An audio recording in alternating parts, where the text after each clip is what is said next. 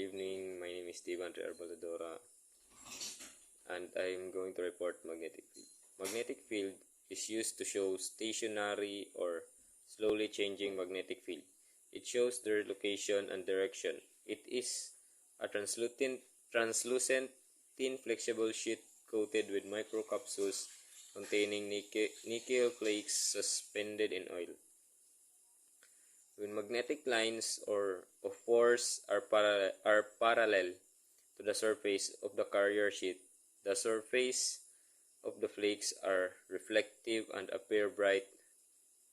When the lines of force are perpendicular to the sheet, the flakes are edge-on and appear significantly darker when the film is placed on a magnet pole and latter case apply.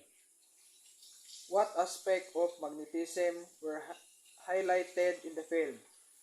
The aspect of magnetism that highlighted in the film magnetic field is the stationary or slowly changing magnetic field.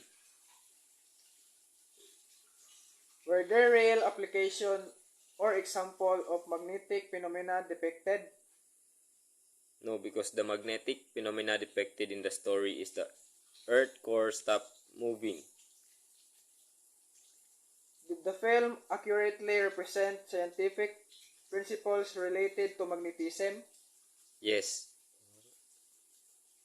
Were there any scenes that sparked your curiosity or raised question about magnetism? Yes, as they drilled a hole toward the Earth core, they stuck in a crystal jungle.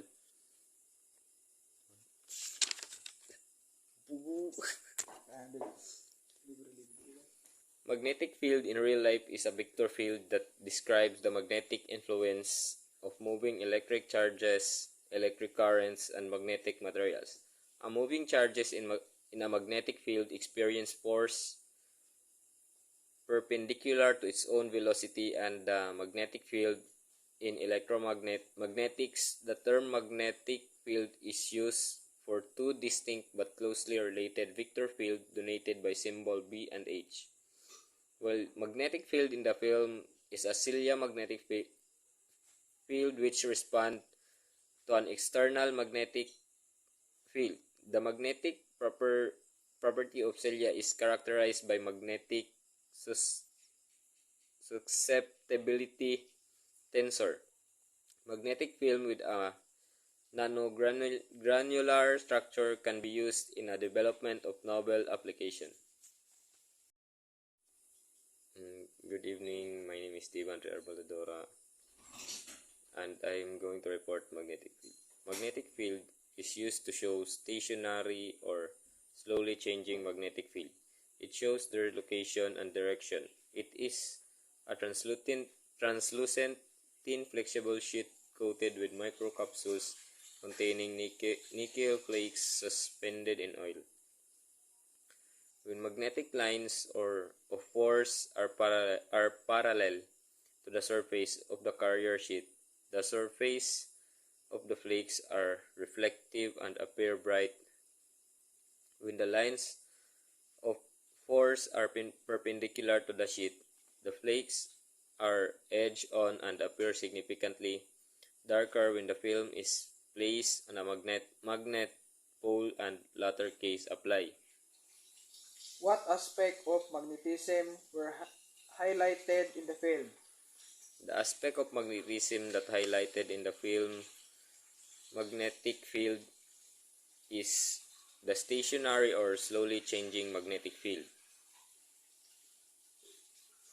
Were there real application or example of magnetic phenomena depicted? No, because the magnetic phenomena depicted in the story is the Earth core stop moving. Did the film accurately represent scientific principles related to magnetism? Yes. Were there any scenes that sparked your curiosity or raised question about magnetism? Yes, as they drilled a hole toward the Earth core, they stuck in a crystal jungle.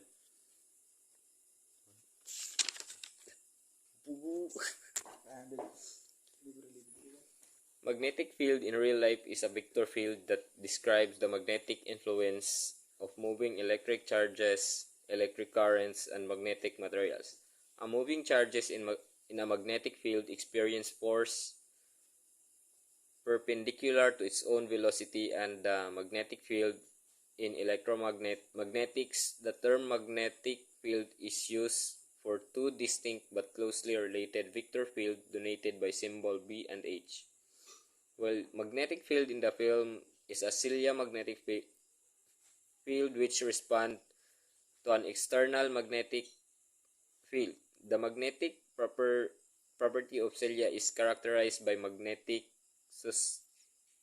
susceptibility tensor.